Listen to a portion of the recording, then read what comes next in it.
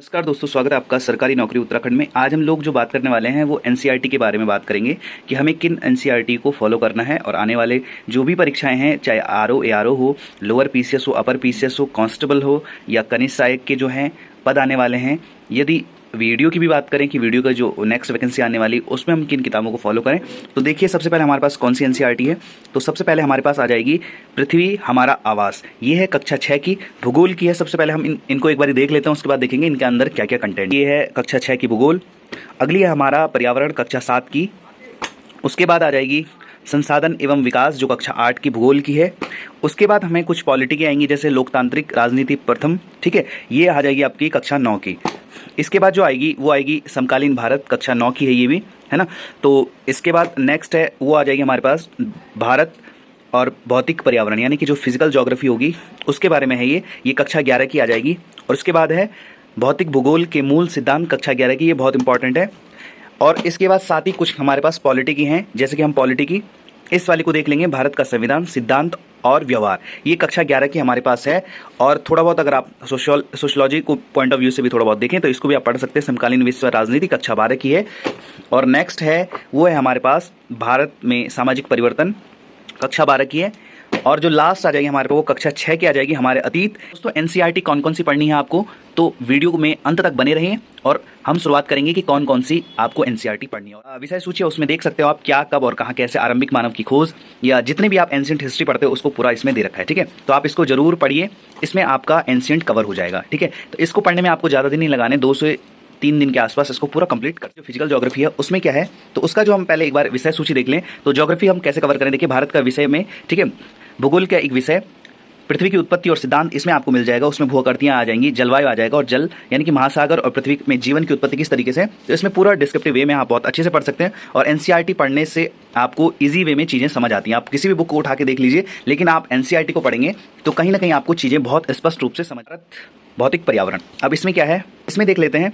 तो इसमें आपके पास आ जाएगा भू आकृति विज्ञान आ जाएगा, जलवायु, वनस्पति और मृदा, प्राकृतिक संकट तथा आपदाएं, ये सारा इसमें आ जाएगा, ठीक है। और इसको पढ़ने का उद्देश्य है कि आप इजी वे में चीज़ों को समझें, ठीक है।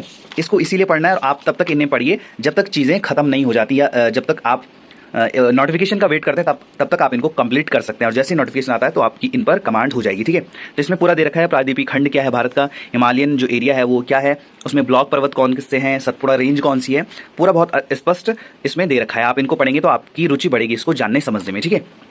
इसमें नदियों का अपवाह तंत्र आ जाएगा, प्राकृतिक वनस्पति आ जाएगी, और सॉइल आ जाएगा कि कौन सी प्रकार की कितनी मृदाएं होती है और कौन हमारे काम की बारे में बात करें, कक्षा 9 की है ये।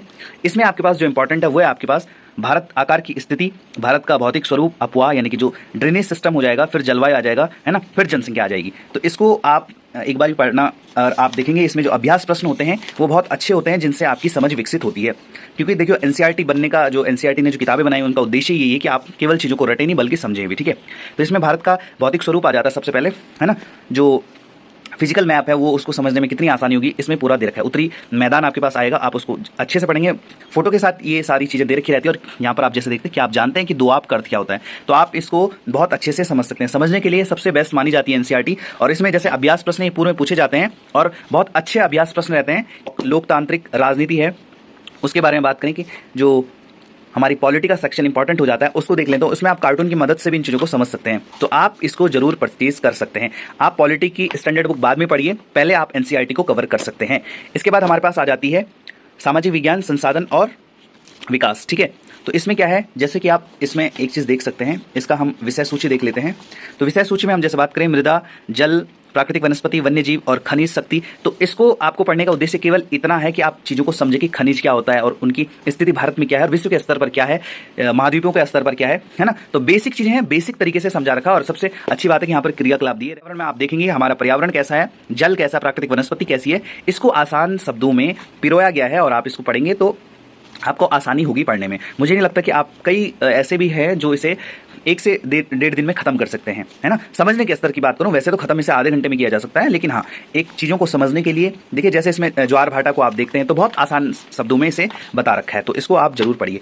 और उसके बाद हमारे पास आ जाता है पृथ्वी हमारा आवास, ठीक है।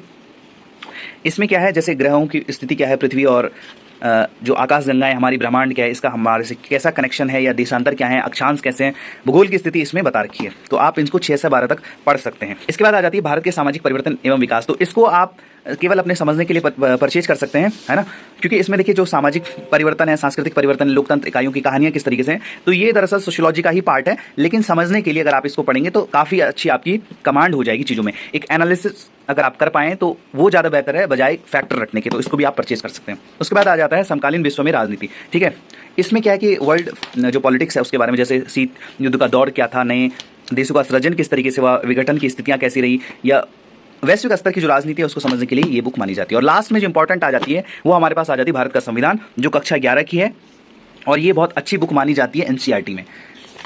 इसका जो आप वो देखेंगे विषय सूची, उसमें देखिए संविधान कैसे बना, क्या बना, भारतीय संविधान के अधिकार, चुनाव और प्रतिनिधित्व, कार्यपालिका किस तरीके से, न्यायपालिका, संघवाद के बारे में पूरा दे रखा है। आप इसको पढ़ेंगे तो बहुत इजी वे में समझा रखा है, और खुद कैसे सीखे इसमें प्रैक्टिकली चीज़ों को देखा जाता है, क्योंकि ये उस हिसाब से बनाई गई है ताकि जो 12वीं तक के बच्चे हैं वो पॉलिटी को किस तरीके से समझें। ये एग्जाम के पॉइंट ऑफ व्यू से बिल्कुल नहीं बनाई गई है, चीज़ों को समझने के लिए बनाई गई है। ठीक है, तो आप इसको पढ़ेंगे तो मुझे लगता है कि कहीं ना कहीं आपकी कमांड अच्छे से हो जाएगी। आर्टिकल्स का किस तरीके से यूज़ किया जाता है या किस तरीके से उनको परिभाषित किया जाता है, इसमें आपको ये सारी चीज़ें मिलेंगी। तो मैंने आपको दोस्तों ये सारी बताई एनसीईआरटी कौन कौन सी आपको खरीदनी है। आप इन्हें सेकंड हैंड भी खरीद सकते हैं, नज़दीकी बुक स्टोर पर मिल जाती हैं। और एनसीईआरटी पढ़नी बहुत आवश्यक है। अगर आप अपने बेसिक को स्ट्रॉन्ग करना है तो आप इसको बहुत अच्छे से पढ़िए। तो दोस्तों ये थी आज की वीडियो, मिलते हैं किसी नई वीडियो में। अगर आपको वीडियो अच्छी लगी हो तो वीडियो को लाइक करिए, कमेंट्स करिए और सब्सक्राइब करना बिल्कुल ना भूलें सरकारी नौकरी उत्तराखंड को।